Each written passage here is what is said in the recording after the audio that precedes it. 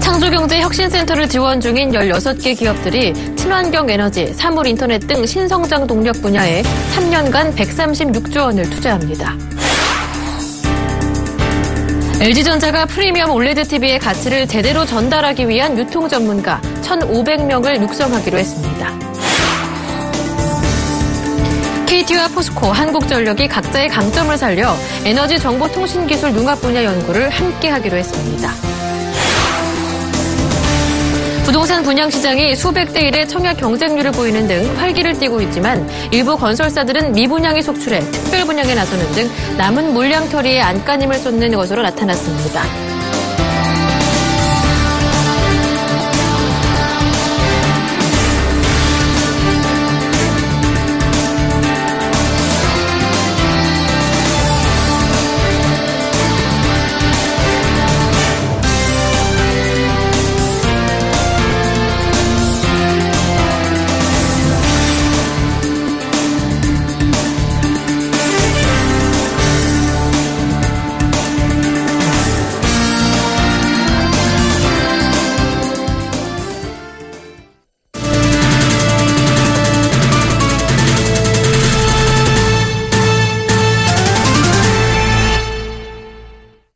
여러분 안녕하십니까? 7월 24일 금요일 센 경제 현장 오늘의 주요 뉴스입니다.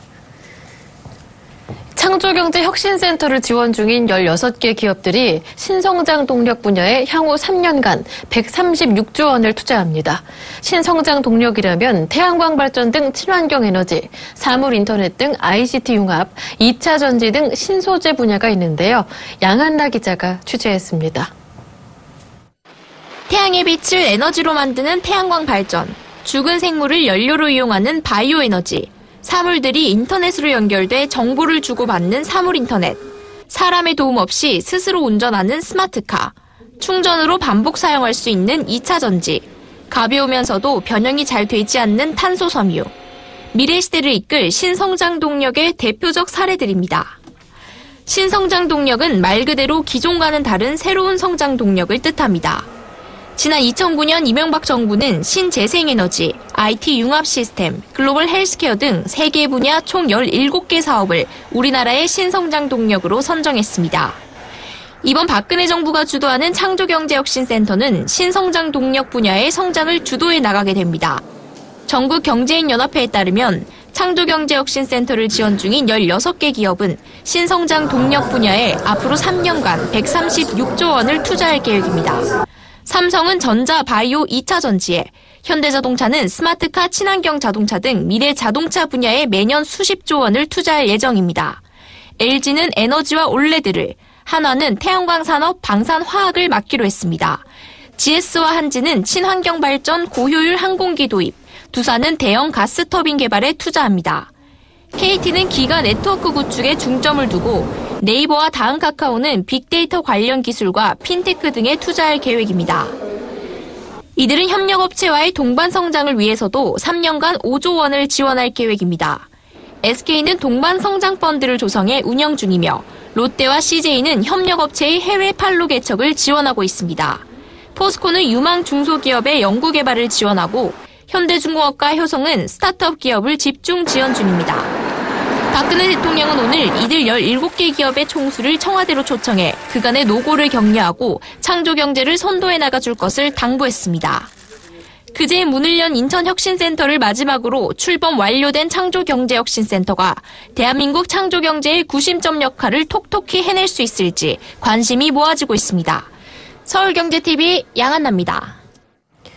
LG전자가 프리미엄 올레드 TV의 가치를 제대로 전달하기 위한 유통 전문가 1,500명을 육성하기로 했습니다. LG전자는 제품 판매 사원이 올레드 TV의 패널 생산부터 판매까지의 과정을 견학하고 올레드의 화질을 확인할 수 있는 다양한 체험 프로그램에 참여시킬 예정입니다. 이를 통해 양판점과 할인점, LG 베스트샵 직원 등 1,500명을 올레드 TV 유통 전문가로 육성할 계획입니다. LG전자는 최근 LG 베스트샵 대표 100여 명을 올레드 TV 패널 생산기지인 LG 디스플레이 파주 공장으로 초청해 올레드 TV의 특징과 우수성을 설명했습니다. 소비자 행동, 소비 심리, 비즈니스 매너 등도 교육 과정에 추가하고 수료자에게는 LG 올레드 TV 명장 배지를 수여할 계획입니다. KT와 포스코, 한국전력이 각자의 강점을 살려 에너지 정보통신기술 융합 분야 연구를 함께 하기로 했습니다. 이들 3사는 오늘 서울 대치동 포스코 센터에서 에너지 정보통신기술 융합 연구 포럼을 운영하기로 하고 양해각서를 교환했습니다. 이를 통해 연구반을 공동 구성하고 포럼에서 협의한 과제를 바탕으로 사업 모델을 개발하기로 했습니다. 2달에 한 번 여는 포럼에서는 국외 에너지 자원 개발 관련 동향, 전력 사업 관련 이슈, 에너지 정보통신기술 융합 관련 이슈, 신재생에너지 시장의 장기 전망 등을 분석합니다. 3사는 이날 첫 연구 포럼을 열고 글로벌 에너지 공동사업 추진 방안을 논의했습니다. 경기 부진이 예상외로 장기화 조짐을 보이자 기준금리 추가 인하를 점치는 의견이 속속 나오고 있습니다. 골드만삭스는 최근 내놓은 보고서에서 무역 흑자 확대로 원화 가치가 올라 한국 제조업의 수익성 악화와 수출 감소 현상이 나타나고 있다고 지적했습니다. 이어 한국은행의 저금리 기조가 원화 절상 압력을 완화할 것으로 전망했습니다. 스탠다드 차타드는 이에 더 나아가 한국은행의 추가 금리 인하를 예상했습니다. 추가 경정 예산 편성만으로 제조업의 생산성과 수출 부문의 구조적 문제를 해결하기는 어렵다는 이유입니다. 하이투자증권과 유진투자증권 등 금융업계 관계자들도 올 하반기 내수 부양이 절실하다며 경기 회복세가 꺾이면 올해 안에 추가 금리 인하 가능성을 배제할 수 없다고 진단했습니다. 하지만 여전히 기준금리 추가 인하 가능성을 낮게 보는 의견도 많습니다. 가계부채 증가 문제가 심각한 데다 미국이 연내 기준금리 인상을 예고한 상황이어서 추가 인하 결정에 따른 한국은행의 부담이 크기 때문입니다. 가계부채 대책에도 아파트값 상승세는 여전히 이어지고 있습니다. 부동산 113 조사에 따르면 이번 주 서울과 경기, 인천 등 수도권 아파트값은 지난주 0.1%보다 높은 0.11% 상승했습니다. 서울의 경우 실수요자들의 매매 거래가 꾸준히 이어지면서 지난주와 같이 0.15% 올랐습니다. 특히 서울의 금천, 강남, 중랑 지역은 0.3% 수준으로 매매 가격이 올랐습니다. 경기와 인천도 이번 주 0.06% 상승했지만 지난주 0.07%에 비해 상승폭은 다소 줄었습니다. 대출을 규제하는 가계부채 관리 방안이 발표됐지만 시장에서 즉각적인 반응은 나타나지 않았다는 분석입니다. 전셋값은 장마철과 비수기로 수요는 다소 줄었지만 만성적인 공급 부족으로 상승세는 계속됐습니다. 서울은 외곽 지역을 중심으로 전셋값이 강세를 보이며 0.28% 올랐고 신도시 아파트 전셋값은 지난주보다 0.01%포인트 높은 0.07% 상승했습니다. 올해 민간 건설사에서 약 30만 가구의 물량을 쏟아낼 전망입니다. 청약시장에서도 수백 대 1의 경쟁률을 보이는 등 부동산 시장이 활기를 띈 지 오랜데요. 일부 건설사에서는 미분양 물량이 속출하면서 특별 분양에 나서는 등 남은 물량털이에 안간힘을 쏟고 있습니다. 정창신 기자가 전합니다. 부동산 분양 시장이 수백 대 1의 청약 경쟁률을 보이는 등 활기를 띠고 있지만 일부 건설사들은 판매 부진 등 탓에 특별 분양을 통해 물량 털이에 나서고 있습니다. 지난 4월 현대엔지니어링은 충남 서산 테크노밸리에 전용 면적 75-84제곱미터 892세대 규모의 힐스테이트 서산을 분양했습니다. 3개월이 지난 현재 약 30세대가 미분양 상태입니다. 전체에서 아직 30개가 안 남았어요. 5천대가 2억 3천만 원대고요. 입주하고 2년쯤 지나면은 프리미엄이 거의 이제 안정권에 들어가잖아요. 최하 목표로도 8천원 벌겠죠. GS건설은 서울 마포구 서교동에 공급한 주상복합 아파트 메세나폴리스의 특별 분양에 들어갔습니다. 지난 2012년 첫 입주를 시작한 이 단지는 애프터리빙이 끝난 약 30세대가 물량으로 나왔습니다. 애프터리빙은 분양가의 20% 정도를 내고 입주해서 살다가 2년 뒤 분양 결정을 하는 것입니다. 만약 분양받지 않을 경우 1년 더 살고 나오게 됩니다. 지금 49평, 57평, 59평 해양대들은 다 나왔어요. 해양대별로 한 10대 정도씩은 남아있어요. 분양가 20% 말씀은 되고 45%는 대출을 받게 되시면 이자 지원을 2년 동안 해드리는 거고. 이 밖에도 GS건설은 서울시 서대문구 부가연동에 공급한 아현역 푸르지오 모델하우스 폐관을 앞두고 109제곱미터 13세대 특별 분양에 들어갔습니다. 3층 이하 저층의 경우 8억 3천에서 8억 4천만 원 수준입니다. 시장이 좋고 미분양 재고에 대한 부담이 덜할 때 남은 물량을 털어내려는 건설사들의 공격적인 마케팅이 극대화된다고 봐야죠. 부동산 시장 화랑에 건설사들이 대규모로 물량을 공급하고 있습니다. 하지만 일부에서는 미분양 등이 속출하면서 특별 분양 등의 방법으로 물량 털이에 안간힘을 쏟고 있습니다. 서울경제TV 정창신입니다. 메르스 충격으로 급격히 위축됐던 소비 심리가 이달 들어 소폭 개선된 것으로 나타났습니다. 한국은행이 오늘 발표한 소비자 동향 조사 결과를 보면 이달 소비자 심리 지수는 전달보다 1포인트 오른 100으로 집계됐습니다.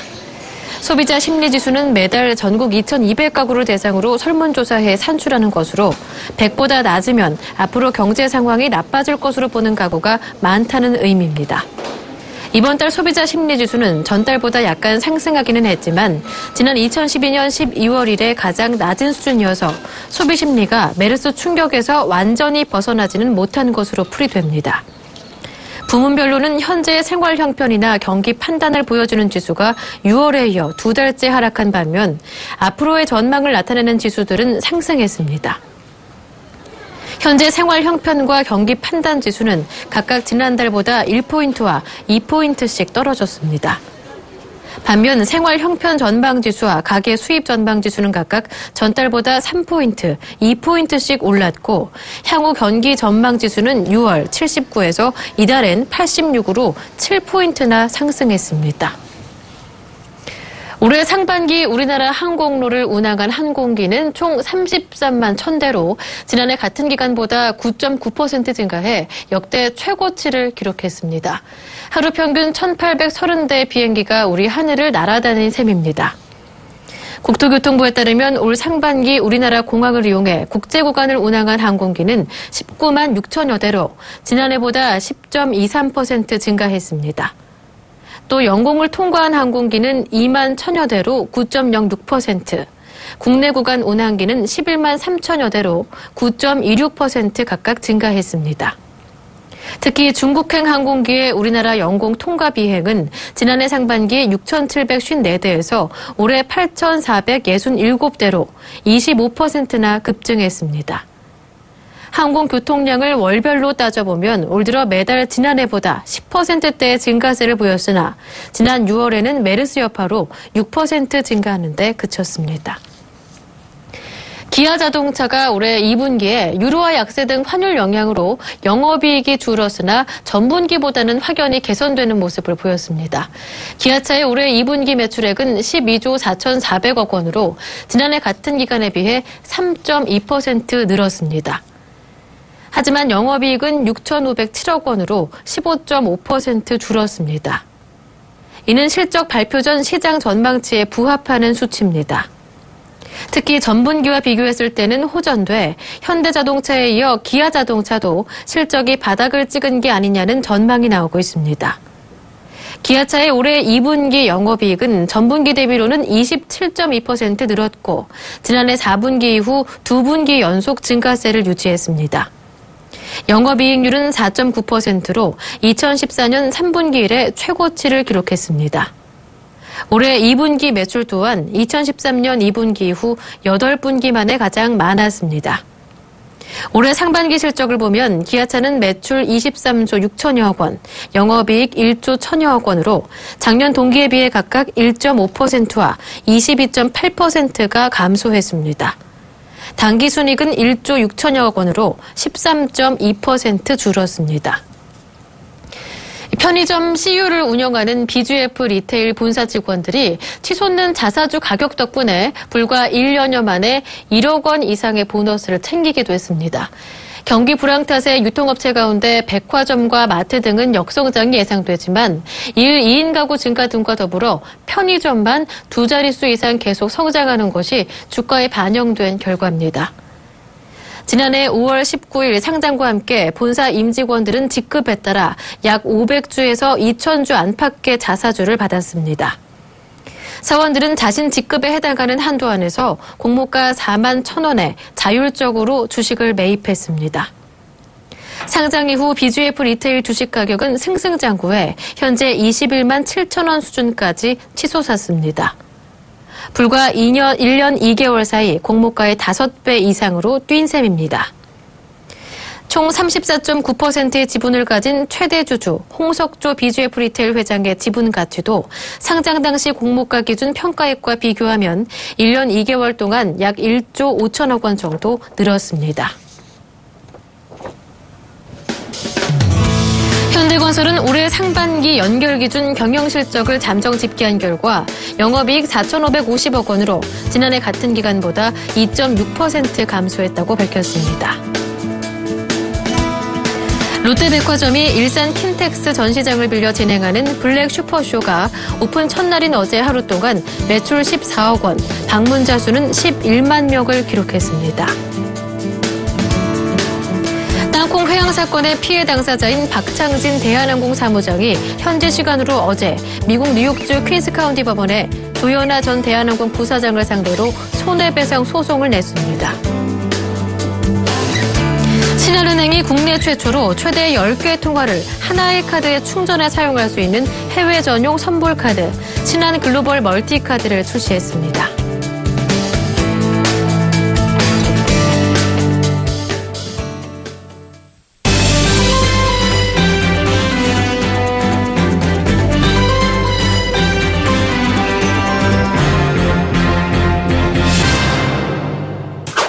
머리카락 100분의 1 굵기보다 얇게 수축 가공된 실 극세사. 안경 닦기, 마스크, 이불 등 다양한 곳에 사용되는데 극세사 클리너 분야에서 세계 시장 점유율 25%를 차지하며 선두 기업으로 자리 잡은 국내 중소기업이 있습니다. 극세사 분야에서만 22건의 특허를 받았고 이 가공 기술을 바탕으로 나노 섬유 원천 개발에도 성공했습니다. 초기에는 이러한 소재를 클리너나 타올 등 목욕용품에 적용해 세계 시장에 이름을 알렸고 최근에는 자체 개발한 생활용품 브랜드와 기능성 침구 사업에 집중하고 있습니다. 작지만 강한 중소벤처기업 웰크론의 이영규 회장을 만나봤습니다. 극세사 전문기업으로 불리는 웰크론은 회사 설립 당시 집을 담보로 받은 대출금 2천만 원으로 시작한 아주 작은 회사였습니다. 사업 초기 수출에 매진했던 이 회장은 제일 잘하는 것으로 성공하자는 마음가짐으로 극세사 후가공 기술 개발에 집중했고 그 결과 일반 직물에 비해 흡수력이 뛰어난 복합 소재를 개발하는 데 성공했습니다. 기존 면제품의 대체제로 떠오른 산업용 극세사를 개발한 덕에 미국 3M과 독점 공급 계약을 맺을 수 있었고 현재는 세계 50여 개국에 한 해 3천만 달러 이상의 클리너를 세계 곳곳에 수출하고 있습니다. 제가 대학 다닐 때 섬유공학을 전공을 했고요. 또 섬유 관련 대기업에서 극세사 개발 파트에 근무를 했습니다. 그러면서 이제 경험이나 노하우가 축적이 됐고 현재까지 30년 동안 극세사 관련 업무를 하고 있습니다. 처음에는 의료용에 적용되던 극세사를 제가 이제 산업용에 적용시키기 시작했고요. 생활용품부터 현재는 이제 침구까지 하게 됐습니다. 사람 머리카락 굵기의 100분의 1보다 얇은 극세사는 활용 범위가 넓습니다. 전기 반도체, 고효율 필터 소재, 방탄복 등 다양한 곳에서 활용이 가능합니다. 현재는 나노원단 방탄복, 화생방 의류, 세균을 막는 보호복과 마스크 등 응용의 폭을 넓히고 있습니다. 웰크론이 이렇듯 소재 개발에 힘쓸 수 있었던 가장 큰 이유는 연구 개발에 투자를 아끼지 않았기 때문입니다. 매년 매출액의 5%를 투자하고 전체 인력의 20%를 연구 개발에 집중시키고 있습니다. 웰크론 연구소는 소재 개발 능력을 바탕으로 소비자의 니즈를 반영한 기능성 원단을 개발해서 제품화할 수 있는 시스템이 확립되어 있습니다. 소비자 요구에 따라서 빠르게 대응할 수 있고 그래서 타타 대비 경쟁 우위를 차지하다고 할 수 있겠습니다. 웰크론이 개발에 성공한 알러지 방지 원단 웰로시입니다. 극세사로 만든 고밀도 기능성 원단으로 진먼지 진드기 서식을 방지하는 기능이 있습니다. 일반 면섬유에 비해 표면이 매끄러워 먼지가 잘 붙지 않고 진드기가 이불 속까지 파고 들어갈 수 없도록 원사의 간격이 촘촘하게 구성돼 있습니다. 소비온 원단의 경우 자연에서 발생하는 음이온 발생 성분을 침구에 담았습니다. 이 원단을 이용한 기능성 침구 제품은 아토피, 천식 등 실내 미세먼지와 관련된 질병이 급증하고 있는 가운데 소비자들 사이에서 주목받고 있습니다.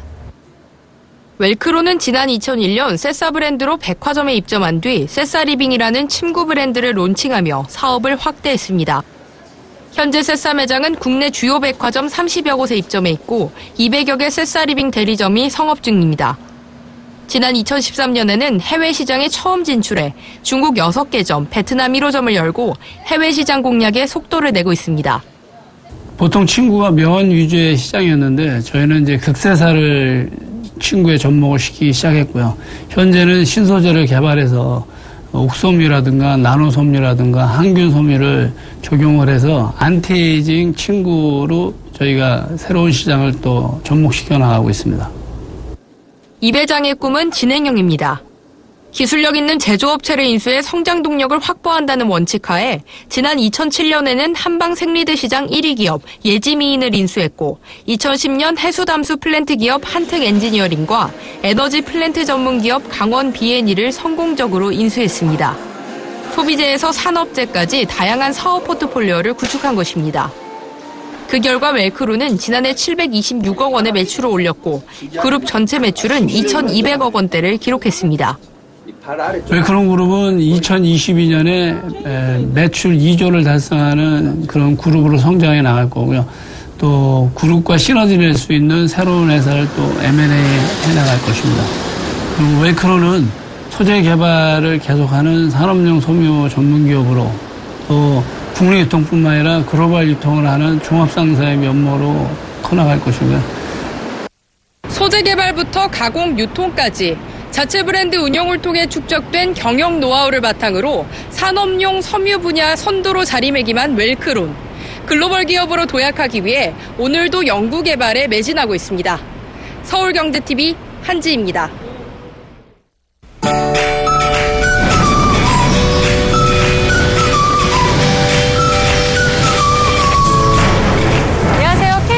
라이프스타일 예보 찾습니다. 현재 중부지방을 중심으로 장맛비가 내리고 있습니다. 오늘 서울 경기도의 비는 계속해서 이어지겠지만 충청도의 비는 저녁 무렵 그쳤다가 자정이 돼서 다시 비가 시작되겠습니다. 내일 중부지방에 장맛비가 내리겠고요. 경기 북부와 강원 영서 북부지방 폭우가 예상되는데요. 이 지역으로 100mm 이상이 예상되고요. 서울과 경기, 강원 영서 30에서 60, 강원 영동과 충청은 10에서 40mm의 비가 오겠습니다. 이 비는 내일 낮에 충청도를 시작으로 저녁에는 서울을 비롯한 경기 남부와 강원 남부도 그치겠고 늦은 밤이 되면 모두 그치겠습니다. 내일 중부지방은 장마전선의 영향을 받다가 점차 벗어나겠고 남부지방과 제주도는 고기압의 가장자리에 들겠습니다. 그럼 자세한 지역별 내일 날씨는 나절 예보를 통해서 알아보겠습니다. 충청은 낮까지, 서울과 경기 남부, 강원 남부는 저녁까지, 경기 북부와 강원 북부는 밤까지 장맛비가 오겠습니다. 낮 기온 서울 29도 예상됩니다. 강원 남부 동해안은 저녁까지, 강원 북부 동해안은 밤까지 비가 오겠습니다. 한낮에 강릉 30도가 되겠습니다. 남부지방은 흐리다가 아침에 개겠습니다. 제주도는 가끔 구름 많겠고 자외선 지수 나쁨 단계를 보이겠습니다. 서해와 동해상은 흐리고 비가 오겠고요. 물결은 남해상에서 최고 5m로 매우 높게 일겠고 동해상에서도 최고 3m로 높겠습니다. 서해상에서도 최고 2.5m로 다소 높은 수준이 되겠습니다. 제12호 태풍 할룰라의 영향으로 일요일 오후부터 월요일까지 충청 이남 지방에 비가 오겠고 기압골의 영향으로 월요일부터 화요일까지 서울, 경기, 강원, 영서에도 비가 내리겠습니다. 날씨였습니다.